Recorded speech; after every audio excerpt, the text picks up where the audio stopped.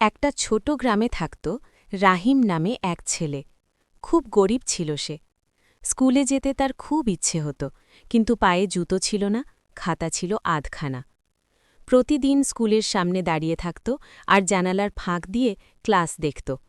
ভেতর থেকে হাসির শব্দ আসত, আর বাইরে দাঁড়িয়ে রাহিমের চোখ ভিজে যেত।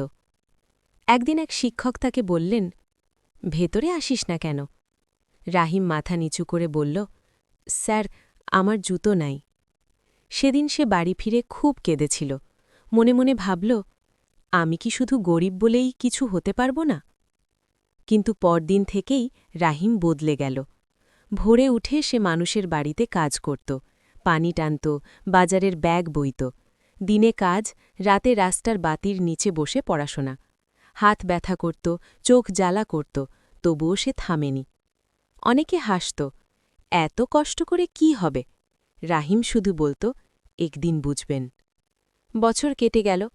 একদিন সেই গ্রামের মঞ্চে একজন অতিথি দাঁড়িয়ে বক্তৃতা দিচ্ছিল। সে বলল, আমি একদিন জুতো ছাড়া স্কুলের বাইরে দাঁড়িয়ে থাকতাম। মানুষ চমকে তাকাল। সে ছিল রাহিম। এখন সে একজন বড় কর্মকর্তা। তার চোখ ভিজে গেল, কিন্তু এবার দুঃখে না, গর্বে। সে বলল, দুঃখ যদি বড় হয়, পরিশ্রম আরও বড় হতে হয়, তাহলেই সফলতা আসে। গ্রামের ছেলেমেয়েরা হাততালি দিল, আর রাহিম মনে মনে হাসল, কারণ সে হাল ছাড়েনি।